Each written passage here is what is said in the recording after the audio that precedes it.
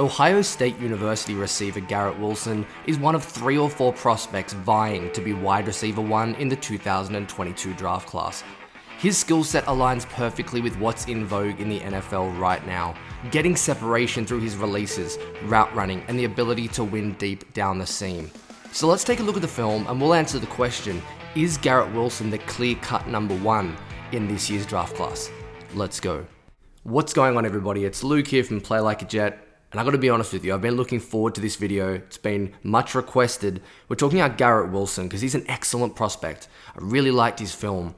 But there's a difference between being a clear-cut number 1 and a top 10 pick at wide receiver and being a guy who I really like and who has some really great strengths. Like the rest of the draft class, Drake London, Williams, talking about Treylon Burks as well, I think it's a pick your flavor type class. Guys who I'd be really comfortable with taking between 15 and 18, that kind of range. So let's jump into the Wilson film and figure out if we're comfortable taking him higher than that at number 10 for the Jets, and if he is that wide receiver 1. We're going to start with something he does really well, and this is going to be a mostly positive review.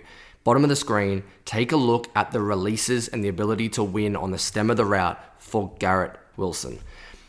Against Michigan State, man coverage, cover 1 with a free safety to the middle. As we let this roll, what does that mean? He wins to the inside, the corner's comfortable with that, he's funneling him towards the safety help. But as he gets to the stem, you can see Wilson plants the outside leg and he's selling a slant here, that he's going to run an in-breaking route back towards the middle of the field. What does the corner do? He turns his hips and have a look at Wilson turn him inside out, attack the hips and the leverage he's created, cross the face and make the catch.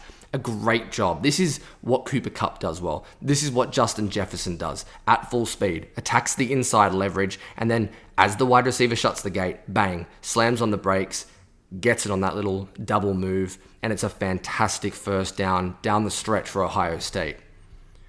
From the same game, look at a quicker release this time, how he's able to juggle his speeds and mix up the pace of his release. Does an excellent job with the stutter step here. I apologize about the arrow on the film, but you can see he freezes the feet of the DB, he plants the feet to the outside, and look how easily and comfortably he wins to the inside and is able to get 15, 20 yards across the middle on a little quick slant. It's just because he can gain separation so quickly, so easily, and so efficiently through his releases. Sometimes people get confused between route running and releases. I think this is the best aspect of his game. It's his releases and getting open very early off the snap. This one is almost laughable from a defensive point of view. He's one-on-one against Indiana in 2020, one of his biggest games in his career. Justin Fields under center for this one, well, in pistol anyway. And he's in the slot right-hand side of your screen towards the top. I want you to look at what the defensive back does, first of all. He's playing this technique where he's just got hips to the sideline. He's asking Garrett Wilson to abuse him to the inside. I don't understand this from a technique point of view, but let's focus on Wilson. Does an excellent job identifying it, crossing his face. This could be an option route. This could be a slant. Hard to say without knowing the playbook and the call in the huddle, but he sees the closed hips. He attacks the leverage and just crosses his face for a very easy touchdown.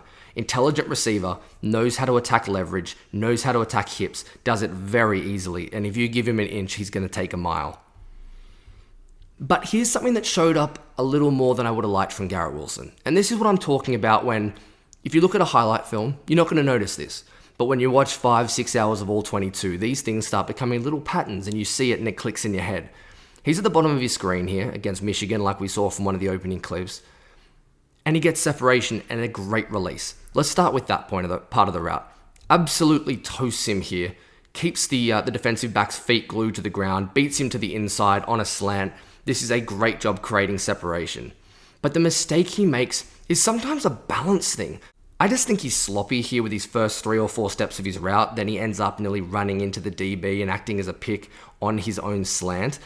And watch how the corner's able to close and make the defensive pass breakup. Now, you may just think, well, Luke, you've picked one bad route, he stumbled. I'm not doing this to overly criticize him, it's because it's a theme. This isn't just me picking apart one play. Again, look at the separation. He's 5 yards open if he puts his foot in the ground quickly and accelerates away and he's fluent in the first 3 steps of the route. He isn't, he's kind of gangly, he loses balance, he stumbles, and then allows the defensive back into the picture. And that's something you've got to watch out for. Great at his releases, but sometimes sloppy with his first few steps of his route. Another example of a very similar thing, and this is an RPO, and I understand it ends up being a handoff, and you can say, well, look, this is a running rep, why we're looking at Garrett Wilson and the route he runs and how he maintains separation, because again, it's along the same lines, it's a similar theme. Bottom of your screen, exact same situation. Once again, look at the job he does with his release. He gives him this little stab to the outside with the right leg. Look how he opens up his hips, he crosses his face off the line of scrimmage. Right now, he should be 3 or 4 yards open because the defensive back is stuttering backwards. He's really confused him with that outside stab. And then look what happens. He gets a little vertical with the route. He takes it a little too far and the corner's able to close. Again, I understand it's an RPO. I understand that he's handing it off. But this isn't just a plain running play, because when it was, Ohio State just got Wilson to block off the line of scrimmage or to run a deep route. This is a genuine RPO in my opinion, and Wilson does a great job winning off the line of scrimmage. Really nice release. I talked about the stab to the outside, but again, is unable to maintain separation. Just a little something to watch because it was there on the tape. But something else now we're going to transition to is the deep route running ability. It comes back to attacking leverage and hips of the defensive back, and Wilson does it fantastically down the field. He is so good at manipulating and controlling the defensive back. Against off coverage here, he's the number 2 receiver on the right-hand side of the OSU formation, so towards the bottom of your screen in the slot near the hash marks. I want you to watch the double move because he's fantastic at this. Selling against the defensive back that he's going to run this in-breaking route. It's going to be a post. It's going to be a big in, something like that. He starts to throw that head to the inside, and then as soon as he turns his hips and you can see the defensive back just open up the gate, look at how he attacks the leverage, how quickly he's able to accelerate. But this is something else that jumped on tape a little bit for me for Wilson. A little bit questionable above the rim and in contested catches. The ball hits the ground here. Look, it's not a great throw. This should be an uncontested, almost touchdown if it's put towards the back pylon. I understand he has to come back for it. I understand that winning big above his head, he's not Drake London. Still want to see him catch this ball, but let's focus on the positive of it again from the start of the snap. Excellent job attacking and eating up the space that the defensive back has in the cushion, slams on those brakes, and it's a really nice route, and he gets so much separation. Another example, you can see the arrow pointing at him here in the slot, again, right-hand side. A lot of themes that are very similar through these reps. And again, just watch him take advantage of the defensive back and take him for a ride with his route running. Really similar thing. You can see how patient he is. He just stays straight along the hashes. He waits for the defensive back to open up his hips and open the gate. Watch, as soon as you see him show us his number, Garrett Wilson attacks on the post, able to cross his face with ease, accelerate through and separate and get 6 or 7 yards of separation. But again, it's the patience. Don't break off the post now and allow the defensive back to cross the ball and break in front of it. Be patient, get deeper, attack the leverage in the hips, and then go on to score the touchdown. That's what Garrett Wilson does very, very well. Intelligent, and understands when to attack and how to attack the hips of defensive backs. Another one I really liked, and this one is a little bit different for Garrett Wilson. He's on the outside, so the top of your screen, and this time it's a double move to the outside.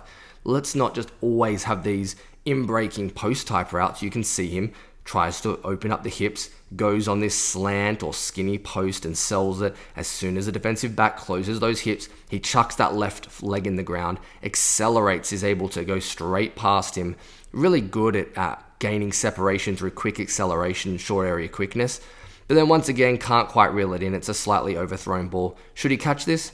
Hits the hand. Does he need to dive? Probably. It's a bad throw. I actually thought Stroud had many more bad throws and inaccuracies than I would have liked on tape. But overall, let's just focus on Wilson. Excellent job again, eating up the cushion, sells the slant, the double move, waits for the timing to be right, and gets that separation. He's fantastic in this aspect of being a wide receiver. Let's pivot now to looking at Garrett Wilson on contested catches. And I already mentioned that he dropped a few balls. I thought he had some hand issues in 2020 when Justin Fields was his quarterback. I think back to the Michigan State game when they had a lot of guys out with COVID. But this is the best example of him going up and getting it one-on-one in the red zone on the boundary and showing you that he can be this guy and plays bigger than 6 foot or 6'1". So left-hand side of your screen, you can see the arrow pointing to Garrett Wilson. Straight away with the outside release, little hesitation. Does a really nice job in coverage here as the corner. He's blanketed. The footage is quite far away. I apologize about that, but you can see Wilson one-on-one being face guarded. He goes up, he gets hands on the football, high points it, and then he's able to back up into the end zone for the touchdown. but it's just a really smooth athlete, nice release, man coverage, tracks it, high points it, and gets to the end zone. That's what you want to see. It's nice to see those glimpses, even though that's not necessarily where he'll win his money and earn his money in the NFL. One last example, talking about high pointing it, this time not a favorable one for Wilson, like we saw earlier. It's a little fade route in the red zone. Can he go up and get it? Can he create enough separation? I think he does a nice job with the release. He sells inside, stabs with the left leg, goes on the fade. Where he struggles is creating separation at the catch point and being able to separate using physicality. It's just not his game, and that's okay. But you can see he kind of gets overpowered by the DB here. I don't think this is a pass interference. I think this is a really good job, but he isn't able to separate. He can't go up and make it. And I just saw that a little bit more than I wanted to on the tape. So another example for you, looking at sometimes how Wilson can struggle above the rim. The last aspect of Wilson's game I wanted to break down quickly was looking at his yards after the catch, because he's a shifty receiver. He's good with his lateral skills, his lateral quickness and ability to make people miss in space, but it's not necessarily the strength of his game. He's from the slot here, number 2 receiver to the left-hand side of the OSU formation, and does a nice job on the slant, wins to the inside at the stem. And what you're going to see is him jump cut to the inside. He makes that linebacker driving from the inside miss, gets out in space, and there's an extra 5 or 10 yards. It's definitely not something he does particularly well or often, though. He isn't Drake London with his ability to make people miss through strength and hip, quick flip and mobility. So it's something to watch with Garrett Wilson. Sometimes get tackled a little bit easily, but does a nice job on this occasion beating the linebacker in space, eyes to the football, catch over the middle, and secure an extra 10 yards. So that's a little bit on Garrett Wilson and his ability to make men miss after the catch. So guys, that's Garrett Wilson. As we said at the start of the video, a good receiver, excellent film, well-rounded. He fits what the wide receivers want in the mold of that guy who wins quickly. But in my opinion, no, he's not the clear wide receiver 1 in this class. I think he's one of 3 or 4 guys. And however you like your receivers, whatever flavor you like, that's where he will stack up. So ultimately, I'm not quite sold on Garrett Wilson at 10, but you make up your mind. Do you want the Jets to take Garrett Wilson at number 10 overall? Leave a comment and appreciate you watching.